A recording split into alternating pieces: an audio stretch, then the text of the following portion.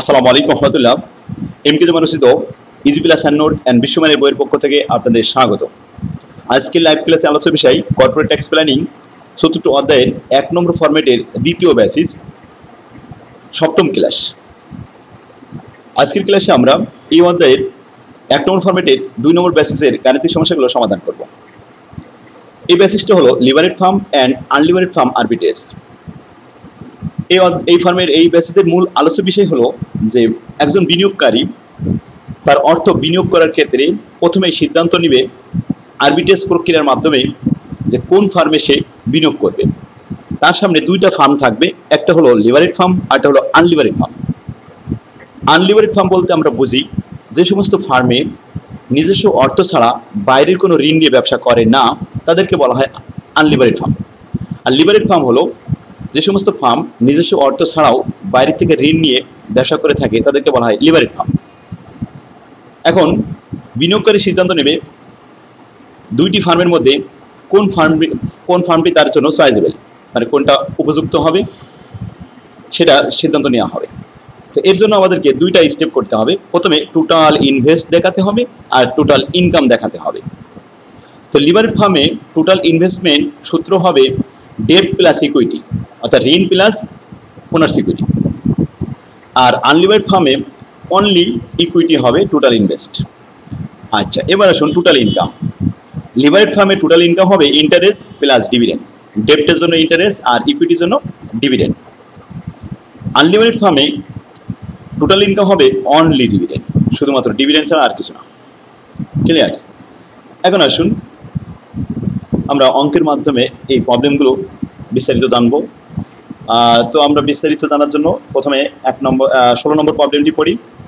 প্রশ্ন সাইজটা একটু বড় থাকবে, সমস্ত প্রয়োজনীয় তথ্যগুলো দেওয়া থাকবে এখানে। দেখুন প্রশ্নে দেওয়া আছে the two company X and Y belonging to the same risk class, they have everything in as a income common expected that the firm Y has 10% debt capital 5 lakh টাকা। দেখুন দুইটা ফার্ম আছে এক্স এবং ওয়াই, যেখানে Y ফার্মে 5 লাখ টাকা ডেপ্ট আছে, তাহলে এটা আছে লিভারেড ফার্ম। আর এক্স হলো আনলিভারেড ফার্ম, সেখানে কোনো ঋণ নাই। The valuation of the two firm is assuming to be as follow. নিচে দেওয়া হলো ইনফরমেশনগুলো। ইবিআইটি দুইটা ফার্মে 7.5 লাখ টাকা দেওয়া আছে। এরপরে ইন্টারেস্ট অ্যামাউন্ট প্রথমটা নাই, এক্সে আনলিভারেড ফার্ম বলে দেওয়া নেই। আনলিভারেড ফার্মে 50,000 টাকা ইন্টারেস্ট বাদ দিলে ইবিটি একটা হলো 7.5 লাখ আর একটা হলো 7 লাখ। কি কস্ট অফ ইকুইটি, একটা হলো 12.5%, একটা হলো 14%। কস্ট অফ ইকুইটি দ্বারা ভাগ করলে শেয়ার ক্যাপিটাল 60 লাখ আর 50 lakh, bond capital 5 lakh, debt capital যাকে বলা হয়। টোটাল ভ্যালু যোগ করে পাওয়া গেল 60 লাখ আর 55 লাখ। এরপরে ওভারঅল কস্ট অফ ক্যাপিটাল দেওয়া আছে আর ফিনান্সিয়াল ডিস্ট্রিজ দেওয়া আছে, এগুলো কোনো প্রয়োজন হবে না। এবার আসুন অ্যান ইনভেস্টর ওন 10%। ইনভেস্টরের এই পার্সেন্টেজটা খেয়াল করবেন, এটা দিয়ে সেই পরীক্ষা করবে, এক্সামিন করবে যে কোনটা তার জন্য অ্যাকসেপ্টেবল হবে। If the equity share of the overall, আচ্ছা এখানে over valued farm, the determine his investment cost of earning the same income. দেখুন যে আসলে আরবিট্রেজ প্রক্রিয়ায় ইনকাম দুইটা সমান হবে আর ইনভেস্টমেন্ট দুইটা ভিন্ন রকম হবে। তো একই রকম ইনকাম হলে যে ফার্মে বিনিয়োগ একটু ছোট থাকবে, কম থাকবে, সেটা আমাদের জন্য অ্যাকসেপ্টেবল হবে। So that is a bracket break even point. তো যেমন দেখা যাচ্ছে ইনকাম যদি সমান হয় তাহলে তো break even point, there are no difference, ইনকামের ভিতরে কোনো পার্থক্য থাকবে না, এটা আমরা দেখাবো। While he gain by investing in the under valued firm. হ্যাঁ, সে গেইন করবে। ছোটো ফার্মে যদি সে বিনিয়োগ করে তাহলে আন্ডার ভ্যালুড ফার্মে বিনিয়োগ করলে সে গেইন করবে। উদাহরণস্বরূপ বলা যায়, যেমন আমরা উদাহরণস্বরূপ বলতে পারি যে মিস্টার এ 1 লাখ টাকা বিনিয়োগ করে যে পরিমাণ লাভ করলো, মিস্টার বি 1.5 লাখ টাকা বিনিয়োগ করে সেই একই পরিমাণ লাভ করলো। তাহলে এখানে কোন ফার্মটা আমরা পছন্দ করব? মিস্টার এর ফার্ম, কারণ এতে বিনিয়োগ কম ছিল। তাহলে বিনিয়োগ কম করে যদি সে সেম পরিমাণ লাভ করে তাহলে সেটাই তার জন্য ভালো। তো এই ধরনের অঙ্ক আমাদের এখানে। তো এই ধরনের অঙ্কের প্রশ্ন অ্যান্সার দিতে গেলে আমাদেরকে কয়টা স্টেপ করতে হবে? 2টা স্টেপ করতে হবে। প্রথমে এক সাইডে আনলিভারেড ফার্ম আর সাইডে লিভারেড ফার্ম, টাকার ঘর দেওয়া হলো। ক্লিয়ার? এখন আসুন আমাদের প্রথম স্টেপের কাজ হবে টোটাল ইনভেস্ট। তো টোটাল ইনভেস্ট এখানে আমরা আনলিভারেড ফার্মে লিখবো অনলি ইকুইটি, আর লিভারেড ফার্মে লিখবো ইকুইটি প্লাস ডেপ্ট। আচ্ছা, অনলি ইকুইটি কি হবে একটু দেখাই, আমি এটা একটু দিলাম। আচ্ছা, এখানে আসুন শেয়ার ক্যাপিটাল আছে 60 লক্ষ টাকা। এর উপরে 1% 10%, তাহলে 60 লক্ষের উপরে 10%, কত হয় 6 লাখ।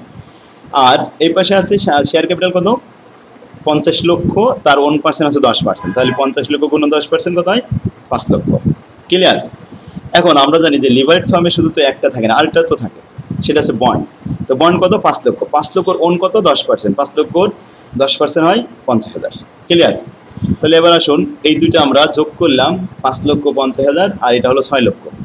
এখন ফার্মের মূল্য দেখা যাচ্ছে আনলিভারেড ফার্মের ভ্যালু বেশি, এখানে বেশি বিনিয়োগ করা লেগেছে 6 লাখ, আর এখানে 5,50,000 টাকা বিনিয়োগ করা লেগেছে, এখানে 50,000 কম বিনিয়োগ করে একই পরিমাণ লাভ পাবে। এবার আসুন টোটাল ইনকাম দেখাই। টোটাল ইনকাম হচ্ছে আনলিভারেড ফার্মে অনলি ডিভিডেন্ড হচ্ছে ইনকাম, এই ডিভিডেন্ডটা হবে এনআই এর উপরে। এখন এনআই কত আছে একটু দেখা নিয়ে আসি, 7.5 লাখ, আর এটা হচ্ছে 7 লাখ। তো লিখলাম 7.5-এর উপরে 1% কত 10 গুণ করলে হয় 75। আচ্ছা এবার আসুন ওই পাশে ছিল আমাদের কত এনআই 7 লাখ, 7 লাখের উপরে 1% 10, তো 7 লাখের উপরে 10 করলে গুণ করলে কত হয় 70,000। আরেকটা আছে ইন্টারেস্ট, কারণ দুটো তো দেখাতে হবে, ইন্টারেস্টের পরিমাণ ডেপ্টের উপরে, আর ডেপ্টটা নিতে হবে এই ফিগার থেকে। ডেপ্ট কিন্তু এই 5 লক্ষ নেওয়া যাবে না, এখানে 1% করার পরে যে 50,000 হয়েছে, এই 50,000-এর উপরে 10% কত হয় 5,000। দেখুন তো যোগফল এই 70,000 আর 10,000, 70,000 আর 5,000 মিলে কত হয় 75,000। এখন এই 75,000 এবং টোটাল ইনকাম এই পাশে 75,000 কি একই রকম হয়েছে না?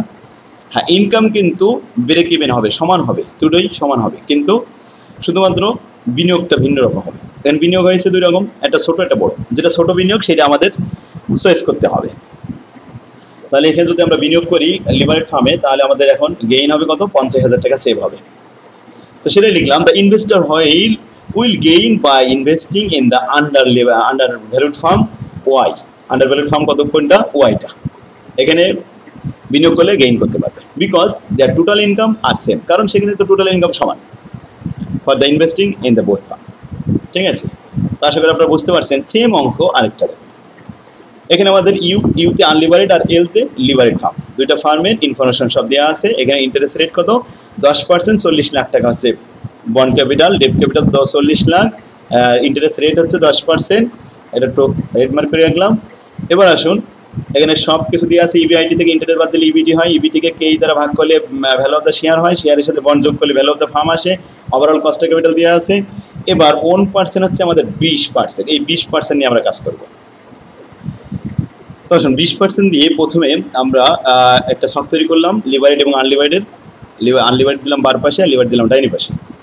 এখানে আমাদের টোটাল ইনভেস্ট দেখাতে হবে। এখন টোটাল ইনভেস্টমেন্ট অনলি ইকুইটি, এখন ইকুইটি আমাদের শেয়ার ক্যাপিটালের মান 50 লাখ, 50 লাখের 20% কত হয় 10 লাখ। ক্লিয়ার?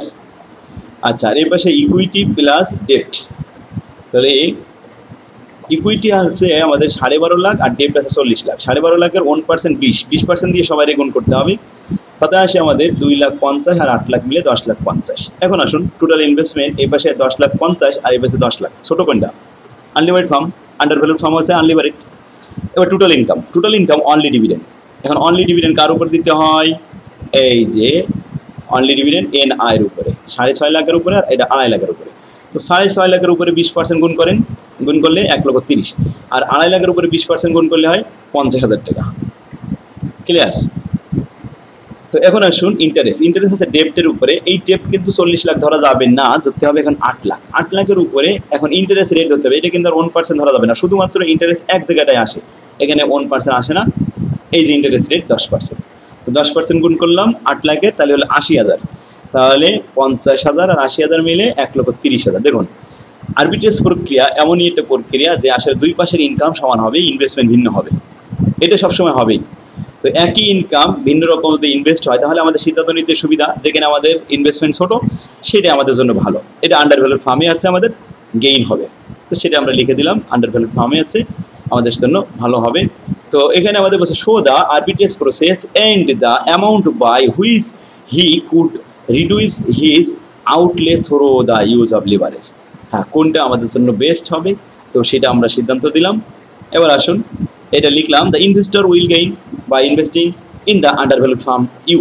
আনলিভারেড ফার্মটা আন্ডার ভ্যালুড ফার্ম, এইটাই আমাদের গেইন হবে এখানে বিনিয়োগ করলে, because their total income R same, both ইনভেস্টমেন্টে ইনকাম কিন্তু সেম।